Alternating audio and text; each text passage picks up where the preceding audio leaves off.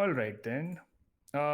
Cool. So let's jump in. I'll let Suraj take it from here. Suraj, all yours. Yeah, sure. Thank you, Ankush.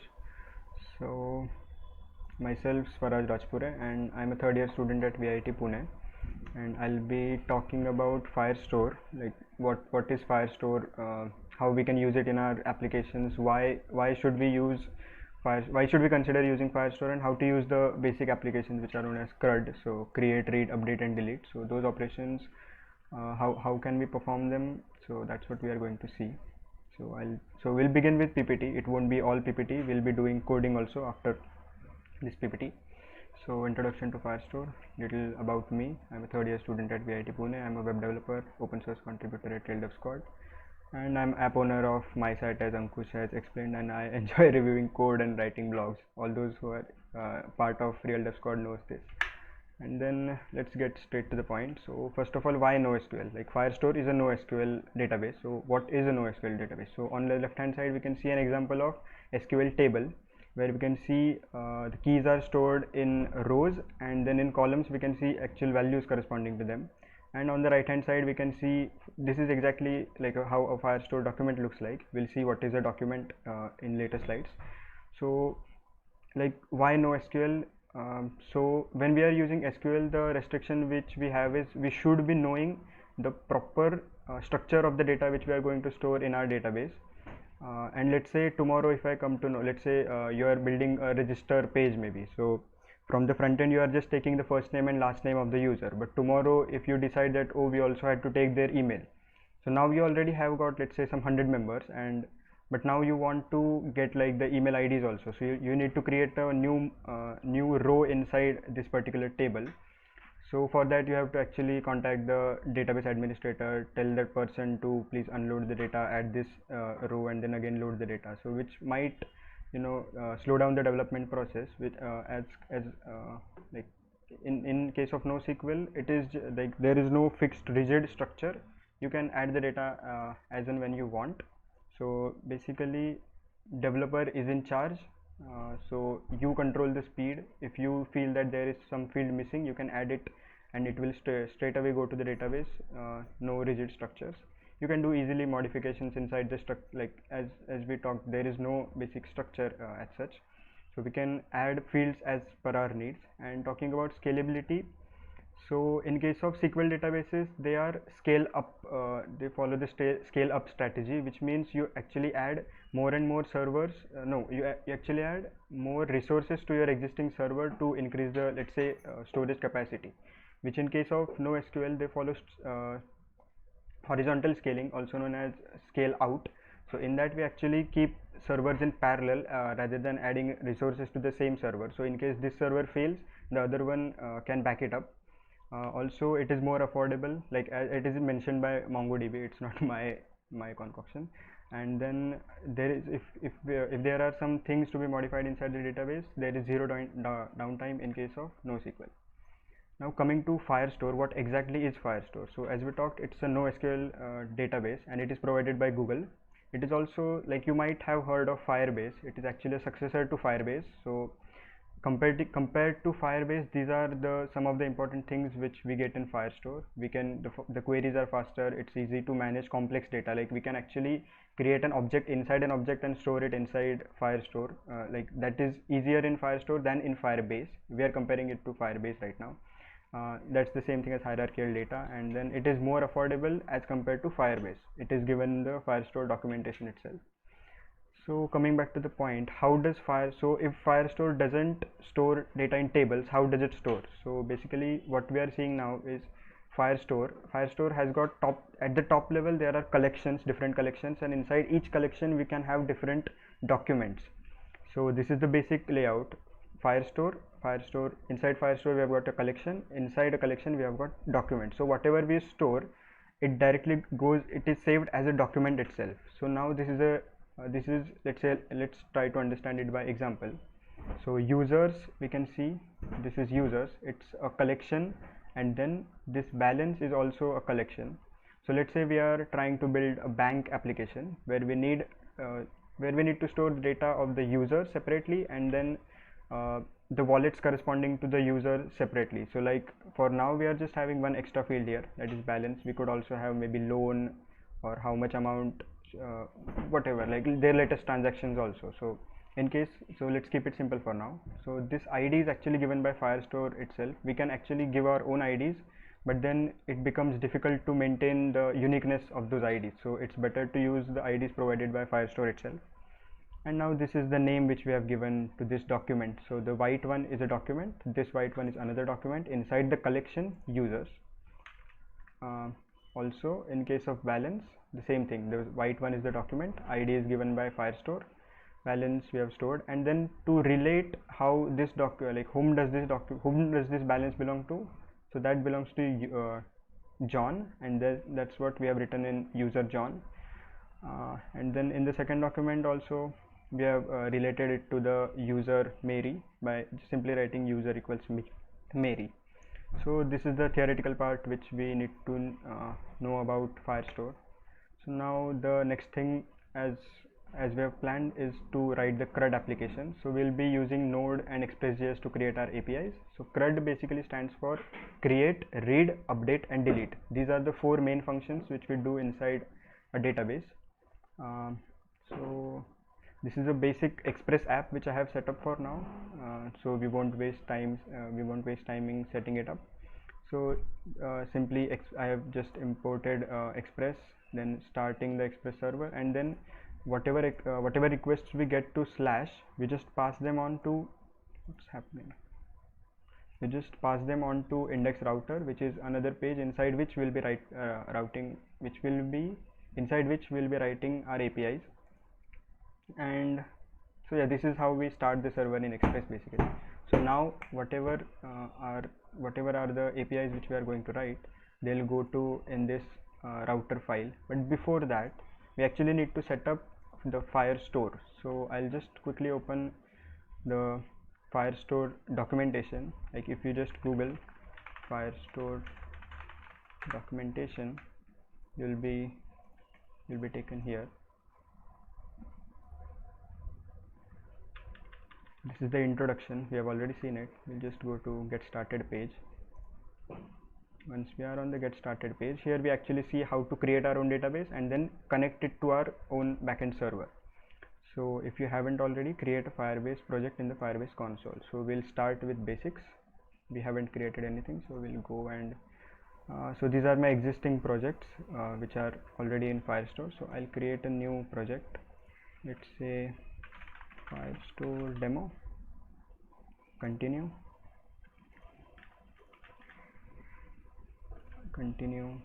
select an account, default account, project. So it does take some time to allocate space and create your project for your purpose, so let it load. Wait till then. Once that is done, we have to create, like, see, this is our project inside which we have got options to create. Now we can also go for Firebase, which I talked about earlier, and also Firestore. So after this finishes up, we can go ahead and so right now we are inside our Firestore demo app, as you can see here, Firestore demo. And then we have got option to add authentication, Cloud Firestore. Also we can create real-time database, that is the Firebase database. So I'll go on Cloud Firestore. Loading. Okay, create. So this is Cloud Firestore, real-time updates, powerful queries and automatic scaling. Create database, start in test mode, as we are in testing right now. So next, I'll keep everything as default. I don't need to change the location.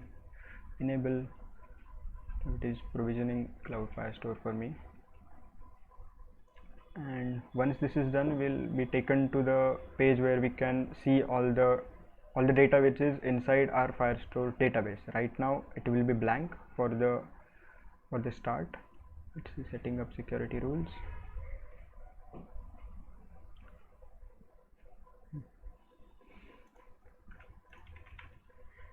This is the documentation. So okay, we are done. So see it, as I told you, at the topmost level we have got collections. So it is asking us to create a collection, and inside one collection we can actually have multiple documents, and we could also have multiple collections. As we saw in the earlier case, we were having users and balance as two different collections. So we'll not create manually, we'll use APIs to all do all the CRUD applications. So okay, before that we had to set up the database, right? So I have clicked no, so it by default it is on web v8. You have to go and click Node.js if you are on Node.js, depends on what language you are using. So I'll just copy this thing. I have to install Firebase inside this, right? So till the time it is being installed, this is optional testing with Firebase local emulator suite. It gives us a UI to see the things locally. It's not actually connected to this database in any way, so we don't want that. So we'll quickly go to so for setting up initializing an instance of Cloud Firestore, we get multiple options like initialize on Cloud Functions, initialize on Google Cloud Platform, but that's not what we want. We want to initialize it on our own server. I hope you are able to see it. Zoom in a bit. Okay. So the next thing is which we installed this Firebase admin earlier, so it's installed now. So what we do is just copy this thing. Okay, so what I'll do is I'll create a new file inside which I'll actually set up the Firestore because it's not a good practice to dump all of your code in just one file. So let's have it separated, so it's logical to understand what's happening. So right now what they're asking is, so actually we have missed one step. So it says that you require path to service account key, which we have not yet generated. So what this service account key does is actually identify that okay, this is the account or this is the database which I have to hit, and the keys pass not exactly ID passwords, but they use something else to actually identify that I have to hit this server, the server to be able to for this server to be able to make connection to the database. This JSON, the service account file is needed. So how to get that? Just click on the settings button in the left side. We see project settings. It is actually all documented in their documentation, so you need not be worried if you think it's too much or you might miss out on something. So once we go to service accounts, we can actually just select Node.js, generate new private key, download key. Once it's downloaded, okay, you could just copy all of it, and I'll create a new file, so key.json.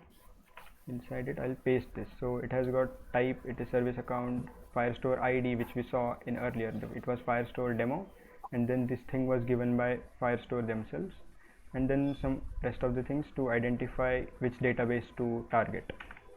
Okay, so this contains, but now we haven't actually connected it yet. We just have the Firestore key, but we haven't used it yet. So let's make use of it now. Again, back to the documentation. So we'll just copy this thing what they have given to us, service account require. So I'll just delete all of it. Now /, if we do /, we'll get all of the documents which are inside the same directory as this file. So we can see Firestore key.json here itself, so I'll mention that here, and then db.admin Firestore. What I'll do is I'll export this db so that we can use it outside this file. Again, as I said earlier, we should not dump everything in just one place. So now that we have this Firestore here, let's say I wanted to create something, okay, so we talked about CRUD applications, right? So create, read, update and delete. So for creating a resource on a database, we used HTTP method called post, which is given by express router. Like I have initialized the express router here, and then I have also, okay, I've imported the Firestore setup here. So now it knows, like I have initialized the Firestore here, right? I have told it what credentials you have to use, and then it is getting initialized. So inside routes and index.js, I have created, I'm mentioning I'm initializing Firestore, and then I've created a collection as we talked earlier. So I've initiated a collection inside Firestore called users, like in the PPT as we saw, users and balance, right? So this is the top level collection which I'm talking about. Okay, so I'm referring to user collection by this, and then let's say we just take whatever is coming from the request body, we'll dump it in the database. So const body equals request.body. Now we have reference to the body. Now what we need to do is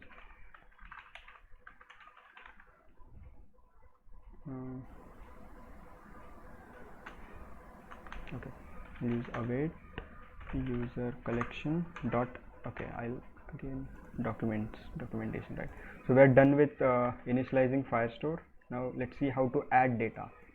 Okay, so there are actually multiple ways to do it. We can use set, okay, they have given more here, add data. I'll open that up.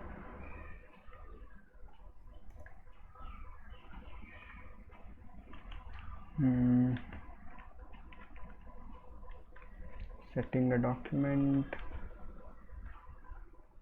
custom object, add document. So if we see this dot set thing, it requires a dot doc parameter. So what this dot doc is, like what this parameter is, the ID which we were talking about earlier, right? This ID ABC1, this is just example which I had given, but the real Firestore IDs are long, and we can be sure of that they won't be repeated at any point of time. This is, so now let's leave the ID part to, because we can see, but sometimes there isn't a meaningful ID for the document. It's more convenient to let Firestore auto generated ID for you. So we just use dot add in that case. Like a real life scenario, we won't be actually manually giving IDs to the document, so we let Firestore handle the ID thing. So the simply db.collection, so we have actually taken whole of this thing dot collection cities, we have added it in just user collection. So what we do is user collection dot add, and then inside it takes an object to be added inside the database. So we'll see how that is done. Dot body, and okay, you could actually user return rest.json, like we are returning a JSON, returning something in JSON. Now what is that something, we'll write here. Let's use user.id. Okay, right, created user with id equal to this thing. Now we should be getting this. I'll comment this out so we don't get errors. And to start the server, I have created this small start script, and do npm run start. So the server is running, and for using post request we actually use postman.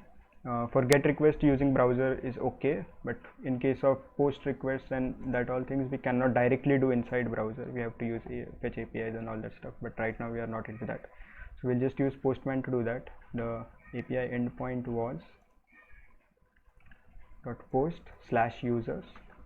okay, so I'm on users, I have selected post from here, and then inside body I'll add what I have to send to the database. So you can literally write anything here and it will get saved inside the Firestore DB. So I could actually write my, like, so this is JSON, so that's why it is complaining that you cannot directly add a string here. So I'll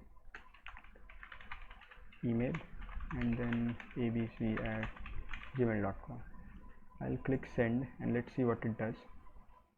It says created user ID with ID. Now this is the ID which the Firestore has created for us. We'll see how it has been done. So I'll go to general. No, this is not okay. Firestore database, sorry.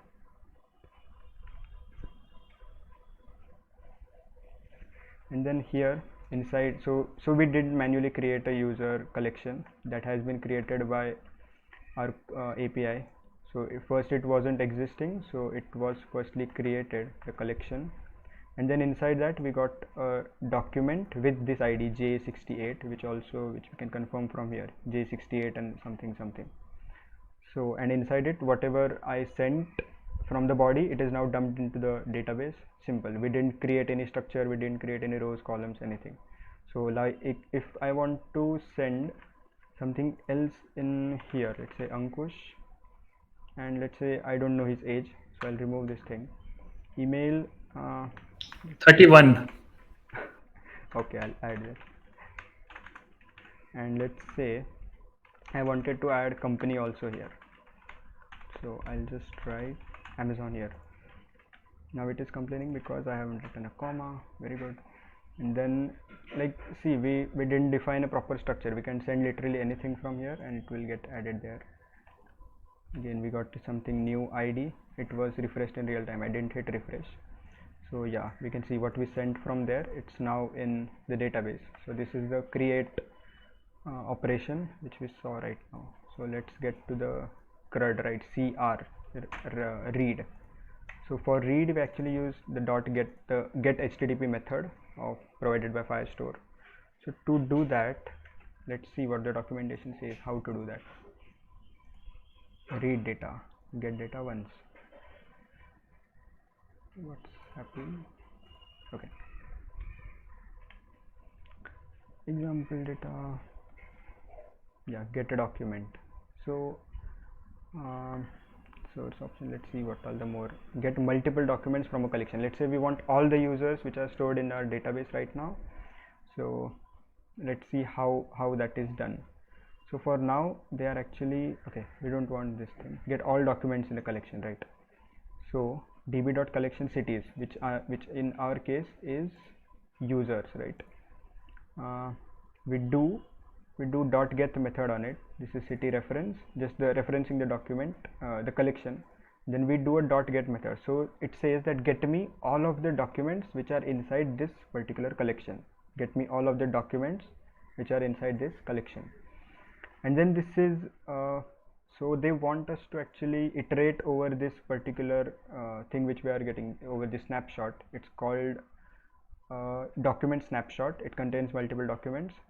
So we iterate over it, and then the .id method actually gets us the ID, and then .data method gives us the data required for, like, whatever is the data corresponding to that particular document. So we'll also try to do something similar. So let's see what we had to do first. Reference, we have already referenced the collection, right? So what we need to do is const users equals user collection dot get. So what this is saying is get me all the documents which are inside this particular collection. And now, as they have mentioned, we'll just iterate over everything using the dot for each method of JavaScript. Users dot for each, we will call it a doc, and then okay, let's create an empty array first. Const users array, let's initialize to empty, then user array dot push. So what we okay, we'll also get the ID problem, ID comma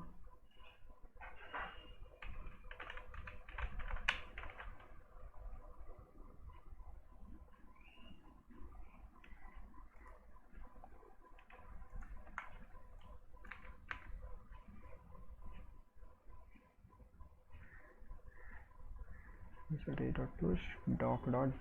So for now, let's go ahead with the data return rest.json. So we are actually pushing okay, so we are iterating over all the documents. We are taking the data from them, we are pushing it inside this user array. So I hope So Raj, yeah.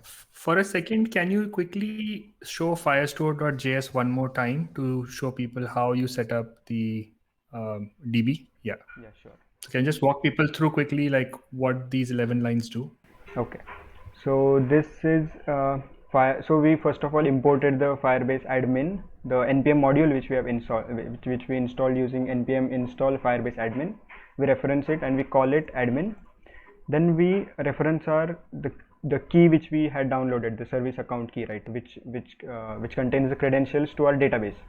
So that we are calling service account, and then we initialize the app user, like this is actually Firebase admin dot initialize app, but since we are already calling it admin, it's just initializing app, and then we are passing the credentials here. Now this is the method again provided by Firestore itself, dot credentials dot cert, and inside this we actually pass the JSON file, or we could actually pass it as object also.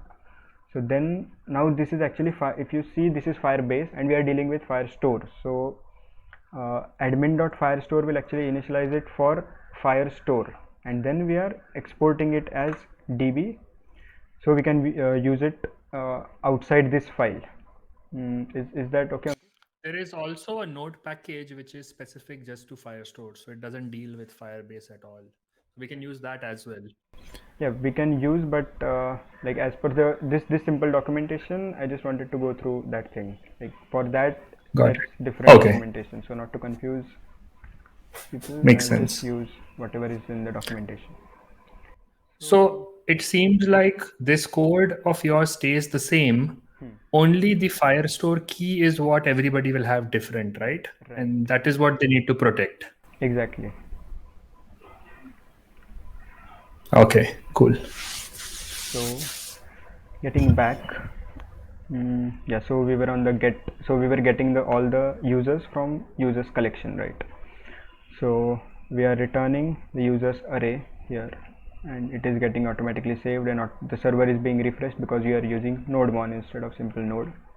So I'll use the get method. So we are not sending anything in the body right now. I'll click none. Get method on again. Let's see. Yeah, it's slash users only, slash users, and get method. I'll click send, and I should get something happened. Oh, I forgot. Oh, wait.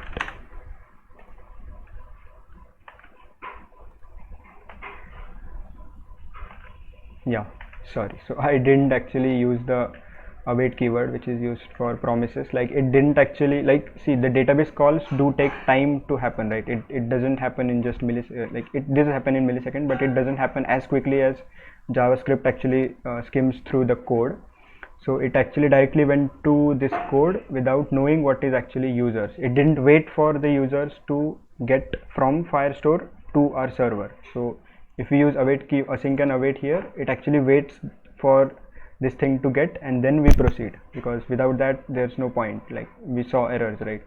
So that was the thing. So here we can see all the documents which are inside our Firestore database, right? This one is corresponding to Ankush, and the second one is corresponding to my thing, right? So these are the two documents which we had added, and nextly we go to the CRUD, right? Create, read, update. So let's go to update, and to update we can actually use the patch HTTP method. Now let's say we want to edit a document corresponding to when we give the username. Let's say I give Swaraj, and it should change the name to something else. If I provide Ankush, it should change to something else. So now he'll be using actually two things. We'll be querying the documents, like get me the document in which the name is equal to Swaraj. So to do that, I'll do const require user equal to user collection dot where name, right? This is the field which we want, and then we equal it to the, okay, so we didn't actually pass what is to be compared, right? Our server doesn't know what to find. So let's say we pass, if I want to change my document, let's say Swaraj, so I'll pass users slash Swaraj in the URL, and then the new username I'll pass it in the body, let's say. So we'll reference both of the names. So I'll do const old name, which will be coming from request.query.name. We could actually destructure it, but to keep it simple, I'll just do it like this: new name equal to request.body.name. Okay, so now we have got old name, which is coming from the, oh, this is not query, this is params. it is coming from the path parameter which is given here, and then the new name is coming in from the request body. So we reference the old name here. So what this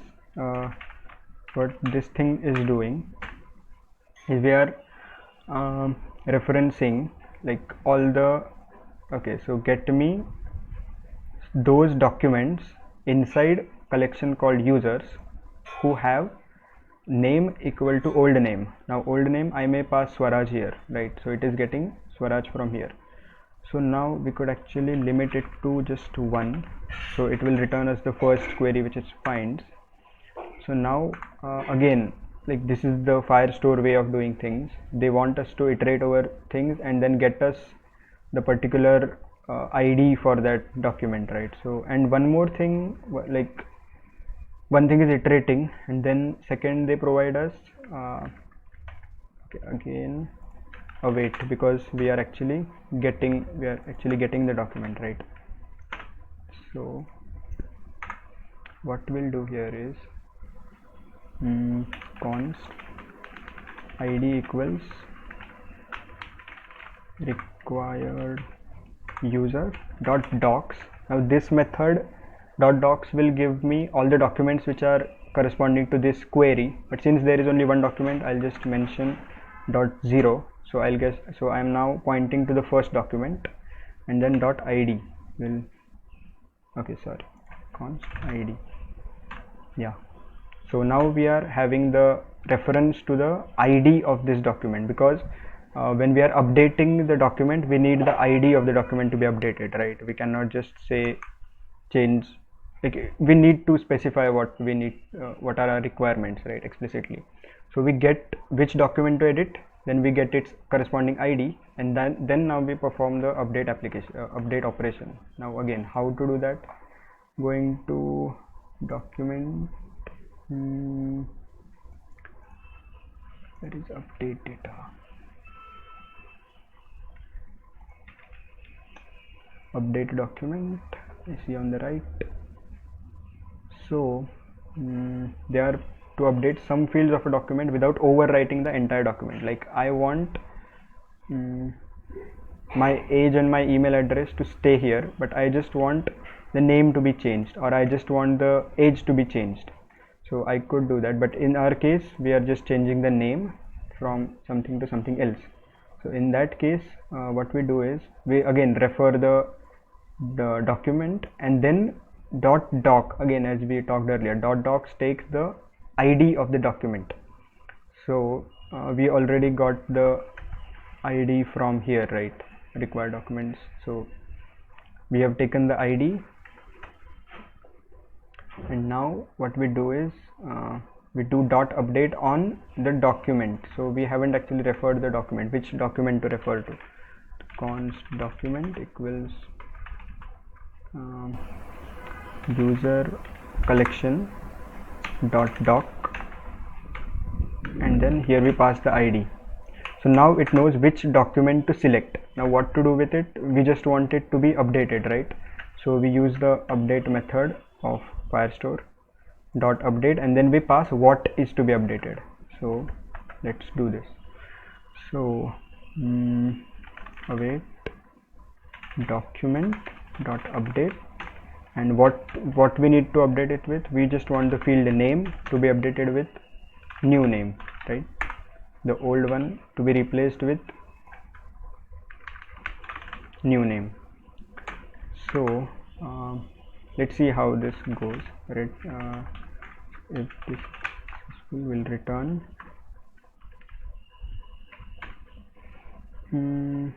old name replaced with new name. Okay, so I hope I'll walk through the code again. We are referencing the old name from the query, from the path parameter which we pass. I'll call slash swaraj slash users inside. I guess I'll walk through the code, and then we'll execute the code, and then we'll see what the code was doing. So we'll again select the patch method as mentioned here. I'm passing Swaraj here because that is the name of the document which it has to find. And yeah, so this, okay, postman. Okay, and then in body we actually pass the new name which we had to change. So let's say I wanted to change my name to, let's say, my full name, right? Swaraj Rajpure. So I just hit send, and Swaraj replaced with Swaraj Rajpure. Now let's go back into the database and we'll actually see Swaraj was replaced with Swaraj Rajpure. Okay, so what we did was we checked which document has got name equal to old name, and what is old name, which was passed in the path param, which was Swaraj in my case. So we got that so we got whole of those documents. Then we referred the first document from here, first, that is the only document, and then we got the ID. And now we know which document to edit. We wanted its ID, right? Because that's what it expects, right? We cannot, to reference documents we need IDs basically, because that's the unique thing for documents. So we passed the ID in here. Now we know which document to edit, so we just awaited here and we updated it with the new name, and we just returned a response. So are there any doubts till now? Anyone having any questions?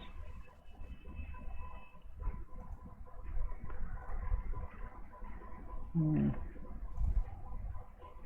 new name refers to data from request. Okay, so Harshit is asking what is the updates in database. Old name refers to database. Yes, so old name refers to the request.params.name. So request.params will check for all the path parameters which we pass in. Like in our case we passed user slash Swaraj, right? So Swaraj, this becomes the name parameter path, like the path parameter whose name is, or whose key is name. So we mention that here and we call it old name. And in case of new name, we get it from request.body.name. So in body we actually pass this object inside which the key was name, and then it was called Swaraj. So this is how we mention the old name and new name. Harshit, is that good?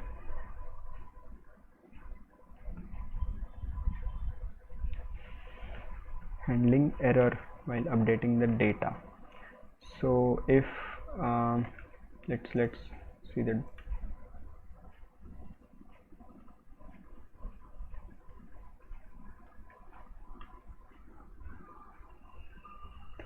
Okay, we could just simply use try and catch block in here. So we'll do that. Try, all of the code goes inside the try, and then catch error, return, no, we'll just log the error, let's say, at any point of time. Whatever are the errors, we could actually catch them this way also, Raj. And yeah, or we could actually, like, let's say if a particular username is not found, so this ID will be null, right? It will be undefined, because the name which you requested didn't exist in the database. So if I had passed let's say, okay, so if I had passed your name Raja KVK, so it wouldn't have found the document, right? So the ID would have been undefined in that case. So I could actually write if not ID return res dot status 404. So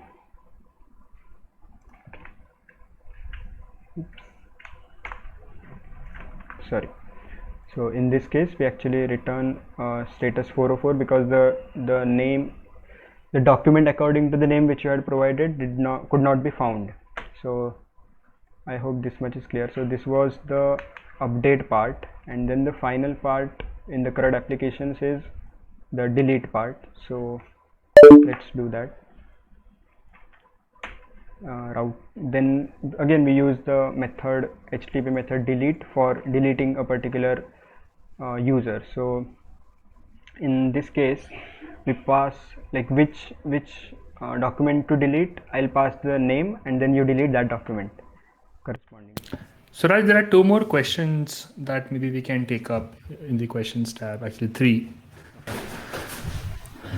So Do we Okay, do we really need to fetch user ID as we have already fetched by its name? Fetch user ID. No, we are not actually fetching the user by its ID. We are just getting the ID, because for Firestore, like for update and delete operations, we actually need to select the document, like which document to update and which document to delete. So, and for selection of documents, we actually require IDs. This is where we are actually getting which document to be edited, and we are finding the corresponding ID in this case. I hope that's clear, Bhavesh. So basically, you're getting a reference to the document, like a live reference, and you're updating that. Right, right. Like we first get which document to edit and then corresponding ID, because the update and delete functions require us to provide document. Now we cannot directly provide document. We have to provide ID to the document. Like to get the document, we need IDs. Okay, and which by ID is good practice. Which by ID, but you cannot directly. I think it was a comment, not a question. Okay. Um, Is it possible to get user and updating in single query? In single query, I didn't get it. What do you mean by so I think what he's asking is, like we do dot get, can we like write a query which can update and also like get the request, like get the document within like one single line instead of like having to do it 2 times? Let's see. Like on line number 32, can you write something that updates and then gets you the new result somehow? That would like, okay. Talk. We could do it. The short answer is no, because you want your APIs to be specific to the atomic task that they do. You don't want to do too many things within one function call from the SDK. So since you have all the APIs, you can update and you can get the new version without having to worry about additional complexities. Otherwise, if you start making too many permutations of all the operations you can do, it just messes your life and the code maintainer's life. So keep things simple. Okay. Thanks for that, Ankush. And the next one is the details to user gets pre-populated by calling the user unique user ID. Harshit, could you elaborate on the question a bit?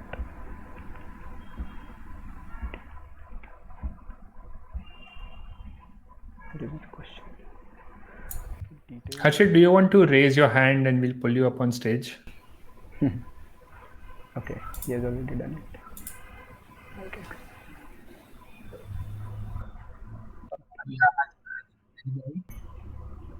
Your voice is not clear, Harshit. Like my reference was with reference to presentation, we were kind of mapping here with the balance to the user, right? Right. So you mentioned user as John. Right. Is it just data, or is it like a reference to this where you can fetch the details from the users table? That was my question. No, we could actually, like this is, you can put anything here. Like let's say I wanted to find balance corresponding to John. So I could actually reference this users collection, no, not users collection, balance collection, and then in the user field, I'll check for the user field.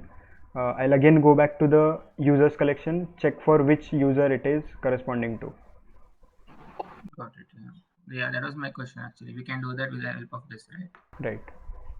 Now since the balance is pretty simple, like we are just having one field, we could have had it here also, but we could have some more fields in this case, right? So we need to reference one thing from other thing.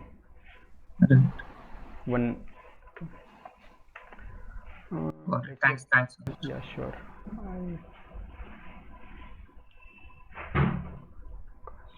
To all the subscribers. This is actually an advanced concept, so I guess let's stick to the CRUD normal simple applications themselves. Like we can do this, but not right now. Let's at least complete the delete route. Okay, so that's one thing which is remaining. Okay, so the again for deleting we need document, which document to delete, and then how to find a document we need id, and how to find that id we need to select the documents from where we are getting the, what do you say, from the path param which we are passing in this case, right? We could also search it from body also, but now let's, to keep it simple, we'll just call it slash user slash Swaraj Rajpure or slash Swaraj Ankush, sorry, slash user slash Ankush. So we'll copy some of the code from the above.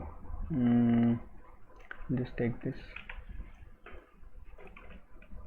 I'll call it user name. We got it from the path parameters, and then we select required user,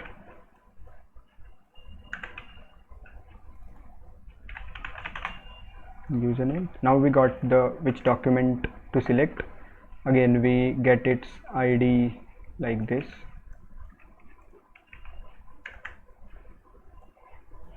Then okay, since we have got its id, so now we have to mention which collection does it belong to. So for that we had written this line,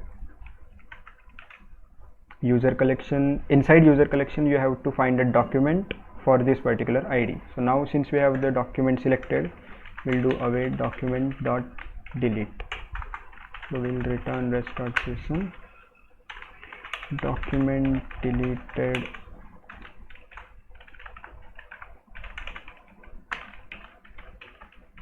successfully. Okay, let's try this out.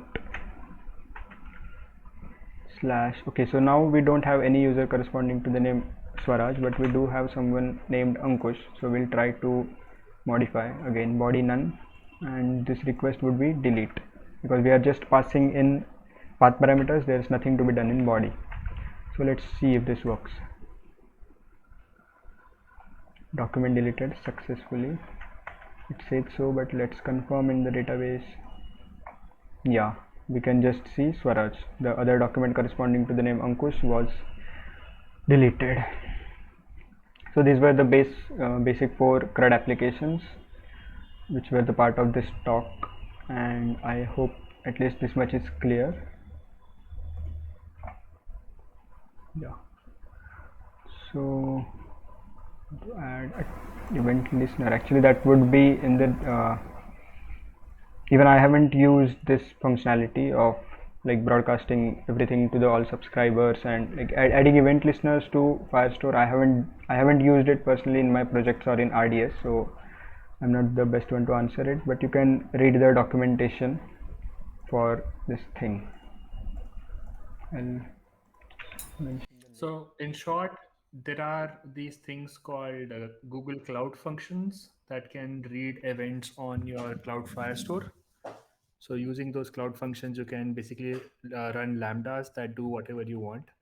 So, there you can like do all the pub sub notification and aggregate functions or anything which you want to do when your document changes. So it's a little more advanced concept, not for the scope of this initial getting started with Firestore. So we can chat about that later, Raj. yeah, so yeah, that's it for this session from my side. I hope you got some value from it. Yeah, thank you for attending. Thank you for hosting, Ankush. Oh, awesome. Before you go, maybe we can, yeah, let's first thanks Raj. So let's see the emojis flowing and the chat messages coming in. And in the meantime, if anybody has more questions for Swaraj, feel free to raise your hand. We can pull you up on the stage or post it in this questions tab so that we can try to answer them before he leaves and we start the other session. Awesome. Very, very well done, Swaraj. This was like an amazing, like getting started with Firestore and using Postman and all the APIs. Yeah. So thank you all for Very joining. nicely Thank done. you, Ankush, for giving me an opportunity. Okay. Seems to be a question that came in, Intro rules part. and there's a raised hand also. Which one? Awesome. We have schemas like MongoDB. We don't need to have schemas in this case.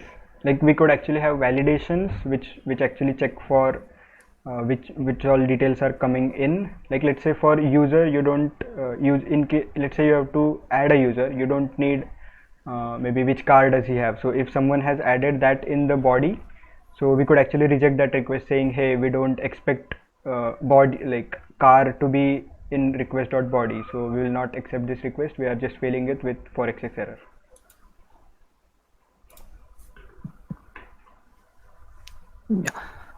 Swaraj, Yeah. yeah, could you please go to your code once again? Sure. Is it visible? Yeah, go to the patch one. Okay, patch. It is related to the same question. So, I have asked, do we really need to fetch the user by ID when we have already fetched it by username? So, whatever the first line number 32 will return you, will return you the same object which we got on line number 37. 37. So, No, this we this can ID, directly right? yeah, so what we did from required user, we fetched the ID, and from that ID we fetched the same user collection.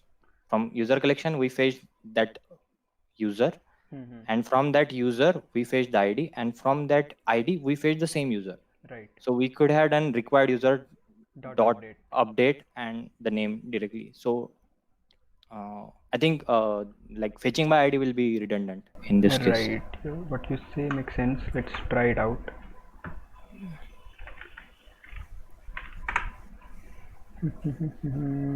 Okay, we'll actually need to create a user because I'll just edit my name to lowercase so that we don't get any errors.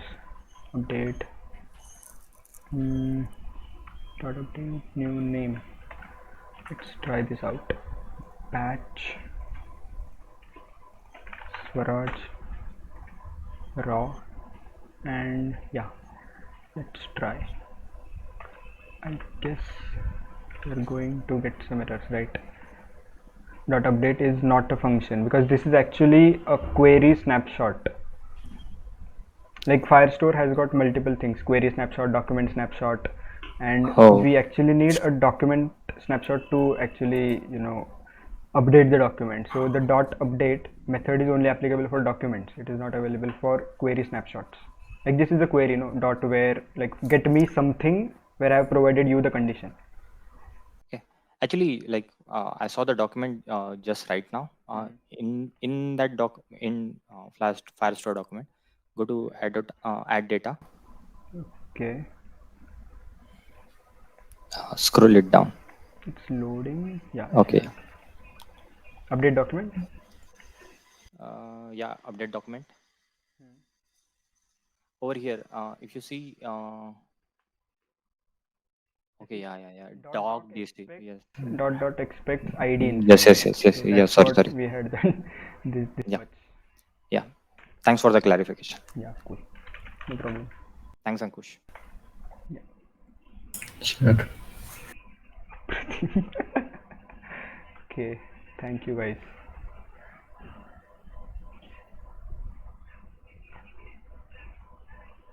All right. I think there are no more questions coming in. And what's the time now? 12:30, 1 o'clock. So let's take a quick 10-minute break. And then we'll come back at 1:10 p.m. for Ankur's talk.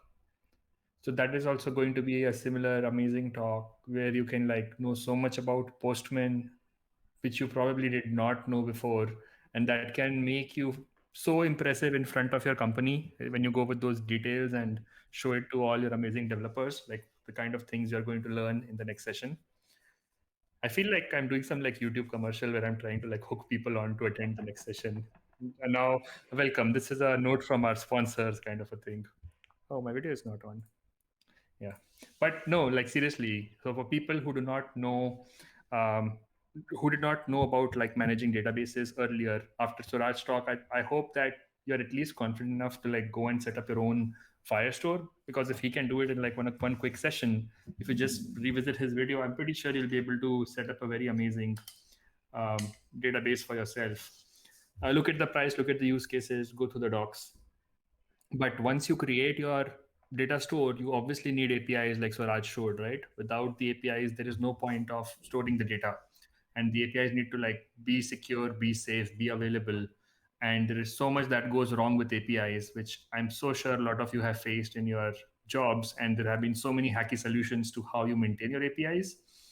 So Ankur is going to like show us all the ways that, maybe not all, but some of the good ways that Postman has implemented in their product that makes lives easy for both front end and back end devs. So I would not miss that talk at all.